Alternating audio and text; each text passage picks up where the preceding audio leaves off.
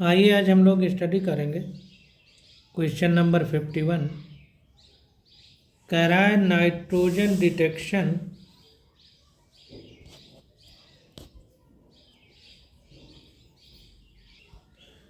in an organic compound is carried out by Lassagne test.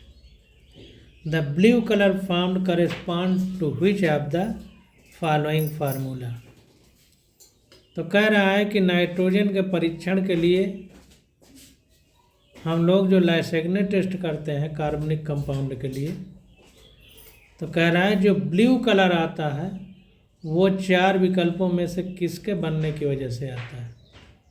तो ये question हम लोग पीछे भी कर चुके हैं और फिर से हमसे पूछा गया। तो यहाँ पर देखिए नाइट्रोजन का परीक्षण NCERT है, टेस्ट फॉर नाइट्रोजन। तो नाइट्रोजन का परीक्षण जब किया गया है तो यहाँ पर देखिए Fe4 FeCN6 का होल थ्राइड .X2O बना है। इसका नाम है प्रूसियन ब्लू।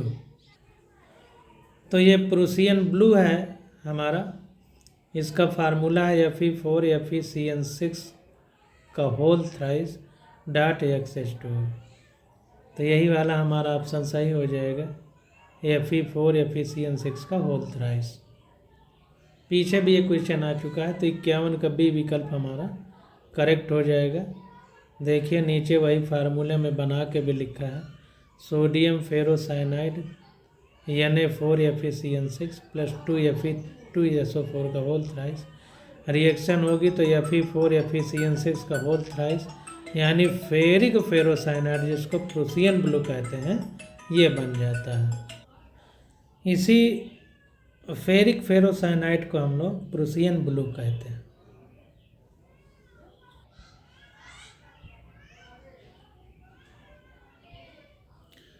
तो इस प्रकार से 51 नंबर क्वेश्चन हो गया।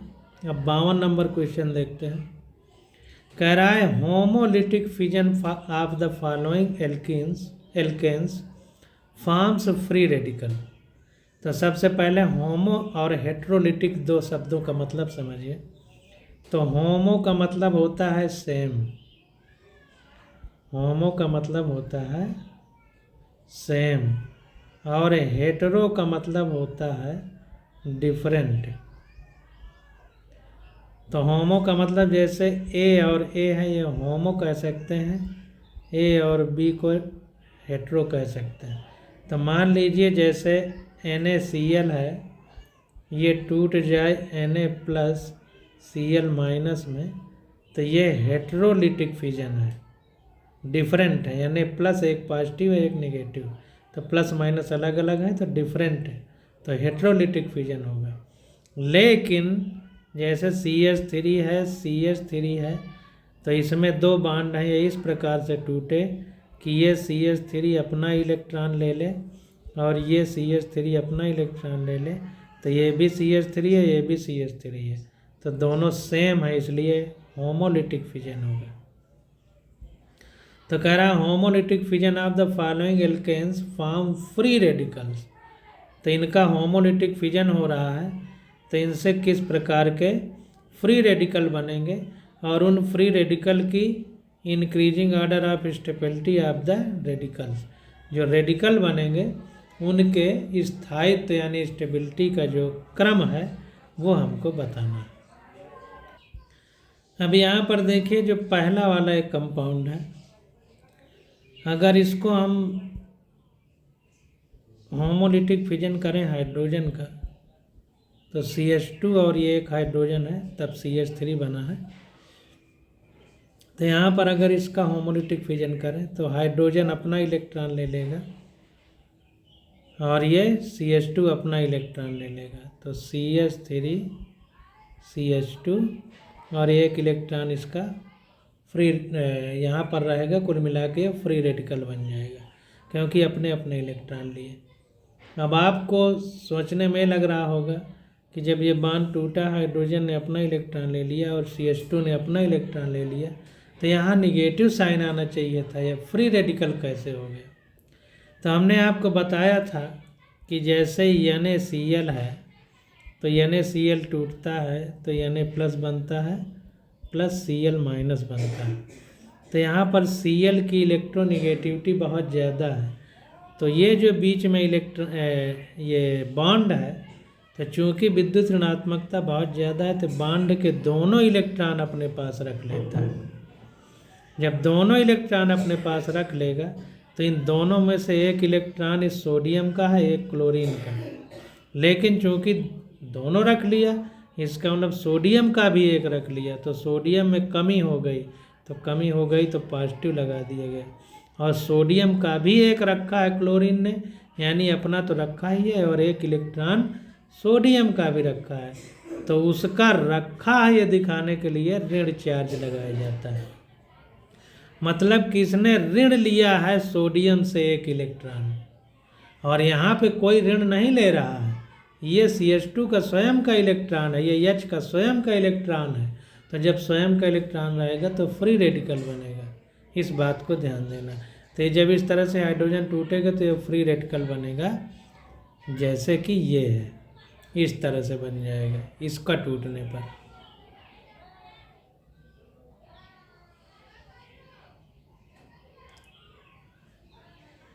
इसका ये बनेगा, ये तो ये वाला है।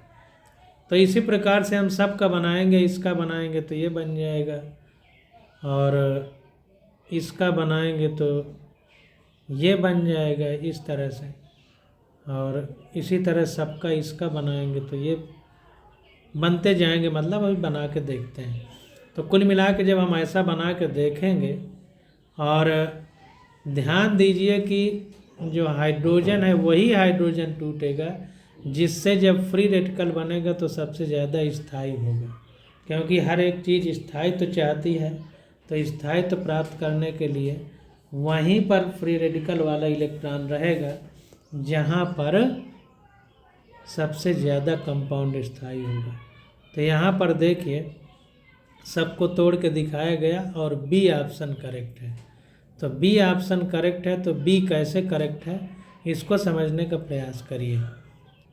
तो यहाँ पे हमने बताया था कि जैसे ये C है और ये CH3 लगा हुआ है, और मान लो ये CH2 है, यहाँ पर फ्री रेडिकल बन गया, तो ये अल्फा कार्बन हो जाएगा और ये अल्फा हाइड्रोजन हो जाएगा। तो 3 अल्फा हाइड्रोजन है। अगर किसी में 6 है, किसी में 9 है, किसी में 12 है, तो कुल मिला के जितने ज़्यादा हमारे अल्फा हाइड्रोजन होंगे उतना ही ज़्यादा हाइपर कॉन्जुगेशन होगा, और जितना ज़्यादा हाइपर कॉन्जुगेशन होगा उतनी ज़्यादा स्टेबिलिटी होगी। तो देखिए बी वाले ऑप्शन में अगर हम लोग ध्यान से समझें तो यहाँ पर देखिए 3 CH3 है, यानी 3 त्रिको 9 अल्फा हाइड्रोजन है। यहाँ पर देखिए 1 अल्फा कार्बन ये है और ये 2 रहेंगे, तो 6 ये 2 8 अल्फा हाइड्रोजन है। यहाँ पर देखिए एक ये अल्फा कार्बन है, एक ये अल्फा, 3 3 6 अल्फा हाइड्रोजन है। यहाँ पर देखिए एक ही अल्फा कार्बन है, इससे जुड़े 3 हाइड्रोजन है, तो 3 अल्फा हाइड्रोजन है। सबसे ज़्यादा 9, फिर 8, फिर 6, फिर 3, इसलिए सबसे ज़्यादा ये स्थायी है, उससे कम ये, उससे कम ये, उससे कम ये। जहाँ पर ये देखिए 3 है, फिर ये 2 CH3 ग्रुप लगे हैं, फिर ये 1 है, फिर ये 1 है, लेकिन इसमें एक इधर भी है, एक इधर भी है। तो सबसे ज़्यादा जिसमें CH3 ग्रुप लगे होंगे तो उसी से अटैच हाइड्रोजन वाला बॉन्ड तोड़ा जाएगा, क्योंकि सबसे ज़्यादा स्थायित्व तो रहेगा। तो देखिए इसमें 9 अल्फा हाइड्रोजन है, इसलिए सबसे ज़्यादा स्थायी है, फिर इसमें 8, फिर 6, फिर 3, ऐसे घटता गया। तो यहाँ पर देखिए बता रहा है कि more the number of hyper conjugative structure the greater is the stability. तो जितने ज़्यादा हाइपर कॉन्जुगेटिव स्ट्रक्चर होंगे, यानी जितने ज़्यादा अल्फा हाइड्रोजन होंगे उतना ही ज़्यादा हमारा स्टेबिलिटी होगी, और वही स्टेबिलिटी का क्रम यहाँ पर दिया गया। अब क्वेश्चन नंबर 53 आ जाता है, कह रहा है इन द रिप्लेसमेंट रिएक्शन। ये रिप्लेसमेंट रिएक्शन है, मतलब एक दूसरे को रिप्लेस कर रहा है। जैसे MF है तो MF से फ्लोरीन ये CI है तो I को रिप्लेस करके फ्लोरीन आ जा रहा है, इसीलिए रिप्लेसमेंट रिएक्शन का है। उसको हटा करके the reaction will be most favourable if M happens to be, तो कह रहा है रिएक्शन सबसे ज़्यादा फेवरेबल होगी, यानी रिप्लेसमेंट सबसे ज़्यादा अच्छा होगा अगर इस M की जगह क्या हो, ये 4 विकल्प हमको दिए गए हैं। तो यहाँ पर ध्यान देने की बात है कि I को हटा करके वहाँ पर F जा रहा है, इसका मतलब इसको हटाना है। तो अगर इसको हटाना है और इसके द्वारा, तो यहाँ पर देखिए एक तरफ फ्लोरीन है, तो पूछ रहा है M क्या होगा। तो फ्लोरीन हाईली इलेक्ट्रोनिगेटिव है, तो जाहिर सी बात है कि ये बॉन्ड के इलेक्ट्रॉन को अपनी ओर खींचेगा, तो जो M है वो पॉजिटिव होगा और फ्लोरीन निगेटिव होगी। तो जाहिर सी बात है कि इनके बीच में जो बॉन्ड है वो आयनिक बॉन्ड होगा। वह आयनिक बॉन्ड में सबसे अच्छा आयनिक बॉन्ड किस तरह बने, तो हमने आयनिक कैरेक्टर की बात अगर हम सोचें तो पहला जो ग्रुप है जिसमें हलीना के रब कब्र से फरार, हमने आपको बताया था कि रब कब्र से फरार, तो ये RB की बात हो रही है, यानी पहले वर्ग में सबसे नीचे, बहुत नीचे RB है। तो जितना नीचे जाएंगे आयनिक कैरेक्टर बढ़ेगा, क्योंकि इसका आकार बढ़ेगा। तो जितना नीचे वाला रहेगा, तो इसमें देखिए Li यानी के RB में सबसे नीचे RB है, तो सबसे नीचे वाला रहेगा यहाँ पर, तो तोड़ना आसान होगा। फ्लोरीन निगेटिव चार्ज ले लेगा और ये पॉजिटिव हो जाएगा, तो इसीलिए RB वाला हमारा करेक्ट होगा। अब इसका सॉल्यूशन देख लेते हैं और समझने का प्रयास करते हैं। तो देखिए कह रहा है कि tertiary halide shows SN1 reaction mechanism that is ionic mechanism. तो यहाँ पर देखिए जो C लगा है इसमें 3 लकीरें खींची गई हैं, इसका मतलब इसके तीनों में CH3 CH3 CH3 है, और ये आयोडीन है। तो इसका आयोडीन क्या है, हमारा हाइलाइड है। तो इस तरह से टर्शियरी हाइलाइड मतलब इसको कह सकते हैं। तो कुल मिला के जो टर्शियरी हाइलाइड है वो SN1 मैकेनिज्म देता है रिएक्शन की, और इसी को आयनिक मैकेनिज्म होती है। जो SN1 रिएक्शन के मैकेनिज्म है वो आयनिक मैकेनिज्म है, यानी आयन इसमें बनते हैं। तो इन the given reaction negative ion will attack on carbocation. तो जाहिर सी बात है कि ये हमारा जो ये आयोडीन है ये निकलेगा निगेटिव चार्ज के साथ, तो यहाँ पर पॉजिटिव चार्ज बन जाएगा, तो टर्शियरी कार्बोकेटायन बनेगा या कार्बोधनायन कह सकते हैं। तो उस पर निगेटिव चार्ज अटैक करेगा। तो वही कह रहा है यहाँ पर कि in the given reaction negative ion will attack on carbocation. तो निगेटिव आयन अटैक करेगा क्योंकि कार्बोकेटायन धनात्मक है। तो thus greater the tendency of ionization more favourable will be the reaction. तो ग्रेटर टेंडेंसी होगी अगर आयोनाइजेशन की, यानी ग्रेटर आयनिक करेक्टर होगा in M and F bond. तो M और F बॉन्ड के बीच जितना आयनिक करेक्टर होगा तो उतना ही ज़्यादा आयन बनने की संभावना होगी, और उसी हिसाब से आयनिक करेक्टर की ज़रूरत है SN1 मैकेनिज्म में, तो अच्छी रिएक्शन होगी। तो M जितना ज़्यादा नीचे वाला होगा फर्स्ट ग्रुप में तो उतने ज़्यादा आयनिक करेक्टर होगा, और RB हमारा फर्स्ट ग्रुप में सबसे नीचे है। तो वही कह रहा है कि the most ionic bond is RBF in the given example, thus most favourable reaction will be with RBF। तो RBF सबसे ज़्यादा आयनिक बॉन्ड है, इसलिए सबसे ज़्यादा फेवरेबल रिएक्शन भी इसी के द्वारा होगी। अब क्वेश्चन नंबर 54 आ जाता है, कह रहा है which of the following acids does not exhibit optical isomerism. Optical isomerism की बात कर रहा है, ऑप्टिकल आइसोमेरिज्म। तो यहाँ पर देखें स्टीरियो आइसोमेरिज्म में जियोमेट्रिकल और ऑप्टिकल दो पार्ट हैं। तो यहाँ पर देखें जियोमेट्रिकल और ऑप्टिकल को ज़्यादा नहीं आगे बढ़ाया गया है, यहीं तक रखा गया है। पुरानी किताबों में थी इसलिए आपसे पूछा गया है, अब आगे नहीं पूछा जाएगा, इसलिए इस क्वेश्चन को हम लोग छोड़ते हैं, आगे बढ़ते हैं। बस यहाँ पर ध्यान समझिए कि नॉट एग्जिबिट, तो ऑप्टिकल आइसोमेरिज्म हमारा मैलेइक एसिड नहीं एग्जिबिट करेगा, केवल जियोमेट्रिकल आइसोमेरिज्म एग्जिबिट करेगा मैलेइक एसिड। कोर्स में नहीं है, ज़्यादा समझने की ज़रूरत नहीं है। क्वेश्चन नंबर 55 कह रहा है which nomenclature is not according to IUPAC system.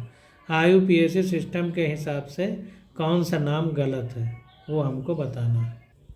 तो यहाँ पर देखिए हम लोग इधर से नाम लिखेंगे 2 3। सबसे पहले डबल बॉन्ड को वरीयता देंगे, तो हम लोग इधर से नाम लिखेंगे। तो यहाँ पर देखिए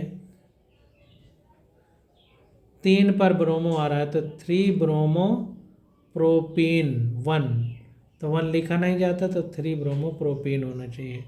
लिखा है 1 ब्रोमो प्रोप 2 इन, इधर से नाम लिख दिया इसने 1 ब्रोमो प्रोप 2 इन, गलत कर दिया। 3 ब्रोमो प्रोपीन नाम होना चाहिए, तो पहला वाला ही हमारा गलत हो गया। यहाँ पर देखिए इसने इधर से नाम लिखा है, तो तीसरे पर ब्रोमीन है, तो 3 ब्रोमो प्रोपीन नाम होगा। चूँकि बी पहले आता है अल्फ़ाबेटिकल ABCD लिखने में, इसलिए ब्रोमो पहले लिखा गया। तो ये वाला विकल्प हमारा गलत है और गलत ही पूछ रहा है, इसलिए वही सही है। अब 56 नंबर क्वेश्चन आ जाता है। कह रहा है among the following compound the one that is most reactive towards electrophilic nitration is. अब यहाँ पर देखिए कह रहा है इलेक्ट्रोफिलिक नाइट्रेशन, तो इलेक्ट्रोफिलिक का मतलब इलेक्ट्रॉन को चाहने वाला। तो इलेक्ट्रॉन को कौन चाहेगा? जहाँ पर पॉजिटिव प्लेस होगा, तो पॉजिटिव प्लेस होगा तो वही तो इलेक्ट्रॉन को ज़्यादा चाहेगा। तो यानी कहने का मतलब कि +I इफेक्ट जहाँ पर ज़्यादा होगा या +M इफेक्ट जहाँ पर ज़्यादा होगा वो हमारा मोस्ट रिएक्टिव होगा इलेक्ट्रोफिलिक नाइट्रेशन के लिए। जहाँ पर -I या -M होगा वो सबसे कम रिएक्टिव होगा इलेक्ट्रोफिलिक नाइट्रेशन के लिए। तो इसको देखते हैं। तो देखिए जो टॉलुइन है इसमें CH3 ग्रुप लगा है, तो CH3 ग्रुप लगा है यानी +I है, इसमें न +I है न -I है, फिर ये आ गया फिर ये आ गया, तो ये -I -M वाले ग्रुप हैं। तो वही कह रहा है as the +I effect increase reactivity towards electrophilic reaction increases and as -I और -M effect increases reactivity towards electrophilic reaction decreases, thus in the order of. तो टॉलुइन में चूँकि +I ग्रुप लगा हुआ है इसलिए इसकी रिएक्टिविटी सबसे ज़्यादा है। अब यहाँ पर देखें इलेक्ट्रोफिलिक नाइट्रेशन इस प्रकार होगा। तो ये मान लीजिए बेंजीन रिंग है, तो HNO3H2SO4 की प्रेजेंस में रिएक्शन करेगा तो ये नाइट्रोबेंजीन बन जाएगी। इसमें इलेक्ट्रोफाइल हमारा NO2+ है। अब ये पॉजिटिव है तो पॉजिटिव को जुड़ने के लिए निगेटिव चाहिए, यानी जहाँ पर इलेक्ट्रॉन डेंसिटी ज़्यादा होगी वहीं पर NO2+ जुड़ेगा। तो चूँकि जैसे टॉलुइन है तो टॉलुइन हमारा इस तरह से बनेगा, ये CH3 है तो ये इलेक्ट्रॉन डोनेटिंग ग्रुप, तो इलेक्ट्रॉन बेंजीन रिंग में देगा तो इलेक्ट्रॉन की डेंसिटी बढ़ेगी। जब इलेक्ट्रॉन की डेंसिटी बढ़ेगी तो चूँकि NO2+ है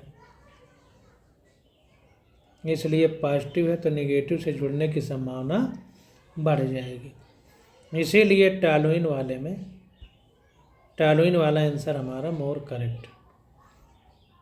इसके बाद देखिए बेंजीन में कुछ नहीं जुड़ा है, न प्लस न माइनस, तो इसलिए बेंजीन हो गया। फिर COOH में अगर हम देखें तो C double bond O single bond OH, तो इस तरह से इलेक्ट्रॉन जाएगा तो ये भी बेंजीन रिंग के इलेक्ट्रॉन को अपनी ओर खींच लेगा, तो डेंसिटी घटेगी, इसमें भी घटेगी क्योंकि N इस तरह से बनेगा, डबल बॉन्ड O इस तरह से, तो ये भी इलेक्ट्रॉन को अपनी ओर खींच लेगा, तो ये पॉजिटिव आएगा। तो कुल मिलाकर के ये NO2 हो या COOH हो, इलेक्ट्रॉन की डेंसिटी को बेंजीन रिंग में घटाएंगे। NO2 सबसे ज़्यादा घटाएगा क्योंकि हमने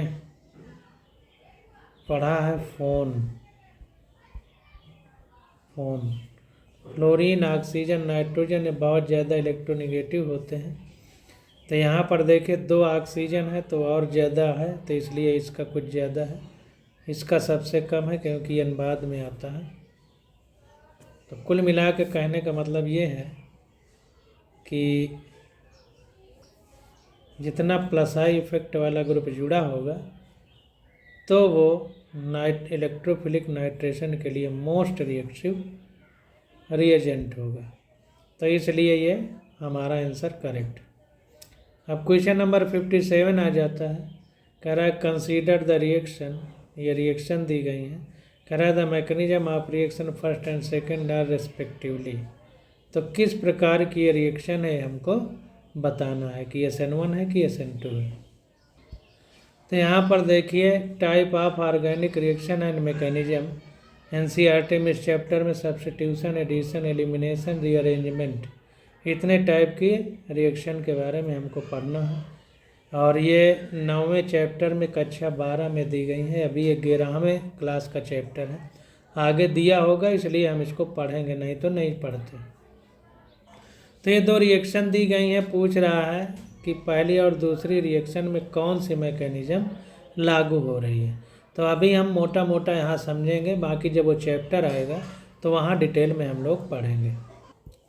अब ध्यान दीजिए जो SN1 और SN2 रिएक्शन होती हैं, तो जो SN1 रिएक्शन होती है उसमें कार्बोकेटायन बनता है और रीअरेंजमेंट होता है। SN1 रिएक्शन का सबसे महत्वपूर्ण पार्ट क्या है कि कार्बोकेटायन बनता है, यानी कार्बोथेनाइन, और रीअरेंजमेंट होता है, रीअरेंजमेंट हो जाता है। तो यहाँ पर देखिए रीअरेंजमेंट नहीं कहीं पर हो रहा है, ये Br है तो HBr के फॉर्म में अलग हो रहा है, उसी तरह से यहाँ पर Br माइनस के फॉर्म में अलग हो रहा है, रीअरेंजमेंट नहीं हो रहा है। और कहीं पर कार्बोकेटायन बनता नहीं दिखाया गया है, तो इसलिए ये SN1 रिएक्शन नहीं है, SN2 मैकेनिज्म वाली रिएक्शन है। तो यहाँ पर देखिए C वाला विकल्प करेक्ट हो जाएगा। SN2 ऊपर वाली भी हमारी SN2 मैकेनिज्म है, नीचे वाली भी है। अब इसका डिटेल हम लोग अगले चैप्टर 9 में कक्षा 12 में पढ़ेंगे। अभी सिर्फ इतना समझना है कि अगर कार्बोकेटायन बनता है और रीअरेंजमेंट होता है तो SN1 रिएक्शन है, नहीं तो SN2 रिएक्शन है। तो यहाँ पर देखिए कह रहा है इफ़ रिएक्शन इज SN1, अगर रिएक्शन SN1 है, there will be the formation of carbocation, carbocation बनेगा, and the rearrangement takes place, और एटम का रीअरेंजमेंट होता है, मतलब एक एटम दूसरी जगह, दूसरा तीसरी जगह आके सुव्यवस्थित होते हैं। इन दोनों रिएक्शन में ऐसा नहीं हो रहा। In these reaction there is no arrangement, hence both are SN2 mechanism. इन दोनों रिएक्शन में कहीं रीअरेंजमेंट नहीं हो रहा है। देखिए Br है तो H के साथ HBr बन जा रहा है। यहाँ पर C2H5 वो निगेटिव है तो Br माइनस निगेटिव के फॉर्म में निकल जा रहा है, और यहाँ पर OC2H5 जुड़ जा रहा है। रीअरेंजमेंट नहीं हो रहा, तो चूँकि रीअरेंजमेंट नहीं हो रहा इसलिए ये SN2 मैकेनिज्म है, SN1 नहीं है। अब यहाँ पर देखिए थोड़ा सा SN1 और SN2 रिएक्शन को डिटेल में समझ लेते हैं। तो SN1 का मतलब होता है सब्स्टिट्यूशन न्यूक्लियोफिलिक रिएक्शन यूनिमॉलिक्यूलर, 1 का मतलब यूनिमॉलिक्यूलर यानी 1, और SN2 का मतलब होता है न्यूक्लियोफिलिक सब्स्टिट्यूशन बाई मॉलिक्यूलर, 2 है मतलब बाई मॉलिक्यूलर, 2 मॉलिक्यूल रहेंगे।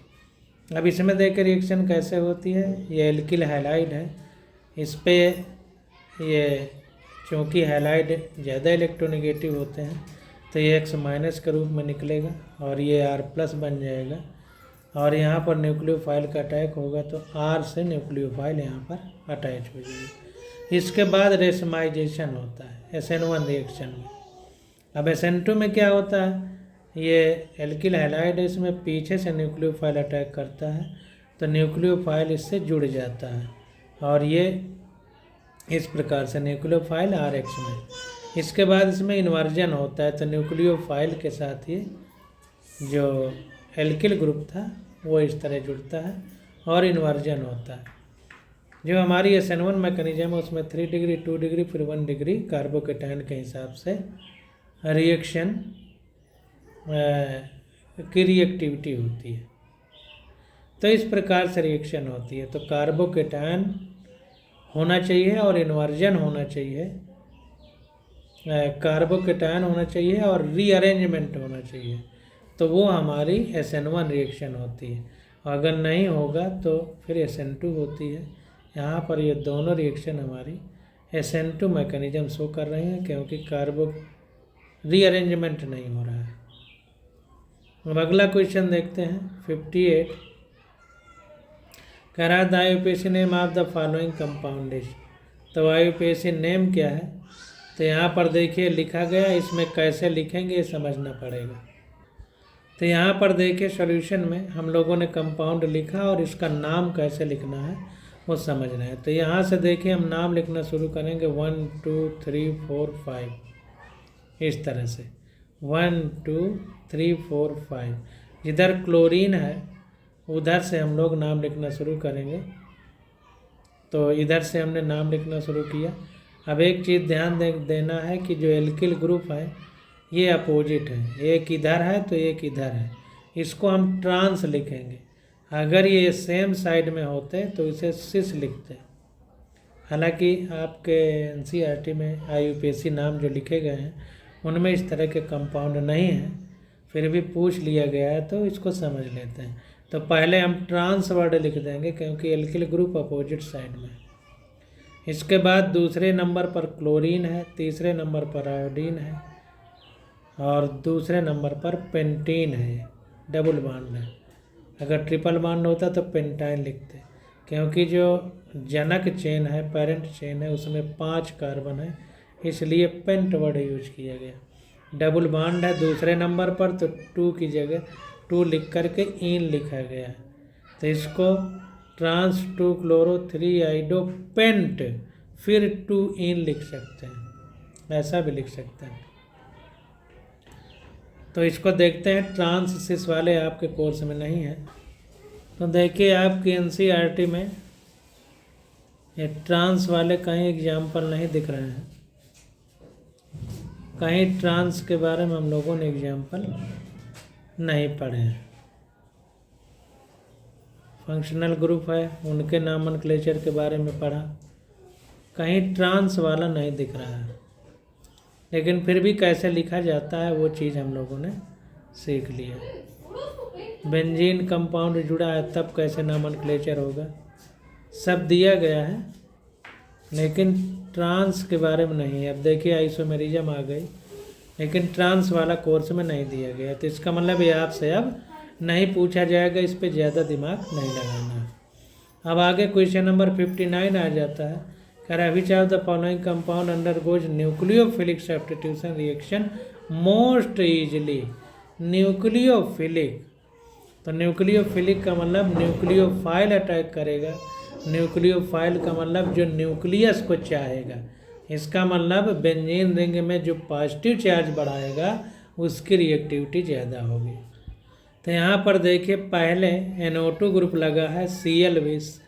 तो हमने आपको बताया था phone chlorine oxygen nitrogen most electronegative है, तो बेंजीन रिंग के इलेक्ट्रॉन को अपनी ओर खींचेंगे। नाइट्रोजन को तो हम NO2 को बताया ही था इस तरह से, तो ये इलेक्ट्रॉन को अपनी ओर खींचेगा, तो इलेक्ट्रॉन खींचेंगे इस तरफ को, तो यानी पॉजिटिव चार्ज उत्पन्न होगा। Cl भी इलेक्ट्रॉनों को खींचेगा तो पॉजिटिव चार्ज, दो इलेक्ट्रॉन खींचने वाले ग्रुप लगे हैं तो पॉजिटिव चार्ज बढ़ जाएगा।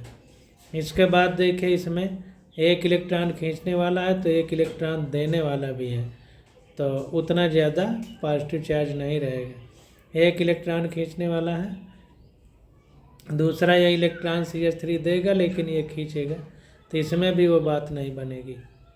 इसमें भी इलेक्ट्रॉन खींचने वाला है, तो इलेक्ट्रॉन इसमें एक खींचने वाला है,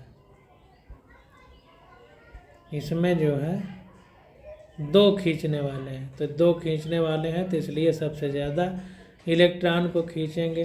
तो बेंजीन रिंग में सबसे ज़्यादा इलेक्ट्रॉन डेंसिटी घटेगी, इलेक्ट्रॉन डेंसिटी घटेगी यानी पॉजिटिव डेंसिटी बढ़ेगी, और न्यूक्लियोफिलिक सब्स्टिट्यूशन है, न्यूक्लियोफिलिक यानी पॉजिटिव डेंसिटी बढ़ना चाहिए। तो इसलिए पहला वाला विकल्प हमारा करेक्ट हो गया। Electron withdrawing group like NO2 facilitating nucleophilic substitution reaction in chlorobenzene. तो कुल मिला के इलेक्ट्रॉन विथड्राइंग ग्रुप कह रहा है, यानी जो इलेक्ट्रॉन को अपने साथ में रखते हैं। तो NO2 group nucleophilic substitution reaction in chlorobenzene में फैसिलिटेट करता है, यानी कराने की प्रवृत्ति रखता है। तो इसीलिए क्योंकि इलेक्ट्रॉन को अपने पास रखते हैं, तो बेंजीन के इलेक्ट्रॉनों को अपने पास रखेंगे तो बेंजीन में पॉजिटिव चार्ज उत्पन्न होगा, इसलिए न्यूक्लियोफाइल आराम से अटैक करेगा।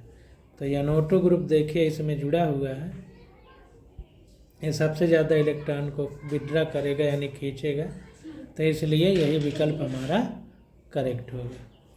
अब क्वेश्चन नंबर 60 देख लेते हैं। कराइन Dumas method of estimation of nitrogen 0.35 gram of an organic compound give 55 ml of nitrogen. तो कह रहा है ड्यूमा मेथड से हम लोग नाइट्रोजन का एस्टिमेशन कर रहे हैं। कंपाउंड जो कार्बनिक पदार्थ है उसका 0.35 ग्राम लिया गया है, उससे 55 ml नाइट्रोजन इकट्ठा की गई है 300 केल्विन टेम्परेचर पर और 715 mm प्रेशर पर। कह रहा the percentage composition of nitrogen in the compound would be.